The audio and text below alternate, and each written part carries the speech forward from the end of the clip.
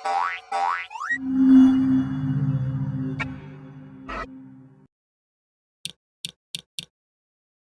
anak-anak, kita bertemu dalam modul 103 di kali ini, masih dari pendidikan Pancasila dan Kewarganegaraan. Nah, kita sudah masuk ke bab 2, yaitu aturan. Kita akan mulai pelajaran dari pelajaran 2.1, aturan di sekolah. Tujuan pembelajarannya supaya anak-anak memahami arti dan manfaat aturan di sekolah. Berikutnya, anak-anak juga memahami akibat jika tidak mentaati aturan di sekolah dan anak-anak mengenal contoh aturan yang ada di sekolah. Yuk, sekarang kita perhatikan pelajaran yang akan kita pelajari kali ini. Aturan di sekolah artinya adalah kebiasaan baik yang diharapkan bisa dilakukan oleh orang-orang dalam lingkungan sekolah. Nah, kita sudah mendengar kata kebiasaan. Kebiasaan artinya adalah hal yang sering dilakukan.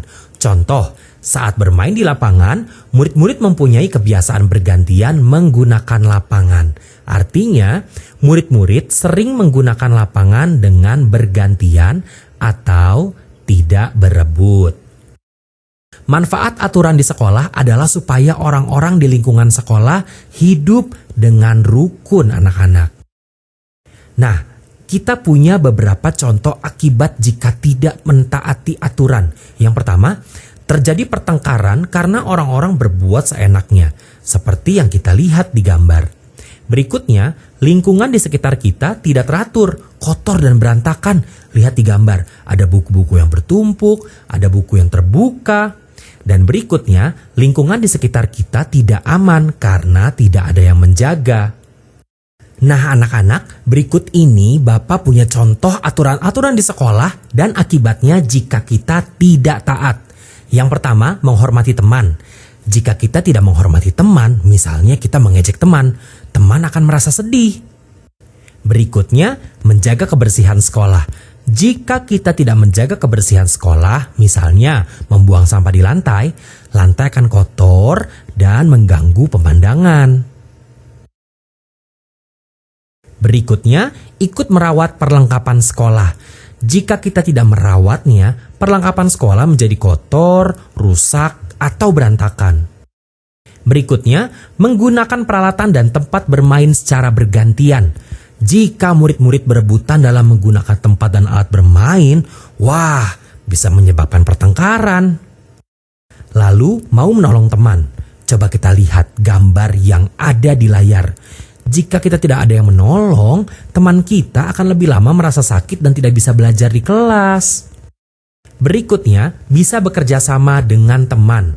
Jika kita tidak bisa bekerja sama, misalnya hanya mau bekerja sendiri, tugas-tugas sekolah akan lebih lama dikerjakan. Dan berikutnya, menjaga ketenangan di sekolah. Jika kita tidak menjaga ketenangan, kita bisa mengganggu teman dan guru dalam melakukan kegiatannya. Aturan di sekolah melatih murid-murid bersikap hormat pada orang lain dan peduli pada lingkungan sekitarnya. Nah, kita sudah belajar beberapa kosakata kali ini. Kosakata yang pertama adalah rukun. Rukun artinya damai, tidak bertengkar. Berikutnya hormat. Hormat artinya sopan saat berbicara dengan guru dan teman, tidak mengejek teman. Berikutnya peduli. Peduli artinya mau menolong teman, mau menjaga kebersihan. Yeay, kita sudah menyelesaikan pelajaran 2.1 aturan di sekolah. Sekarang, kembali kita mengambil buku kegiatan dan mengerjakan latihan yang ada di dalamnya. Tetap semangat dan sampai bertemu di pelajaran 2.2.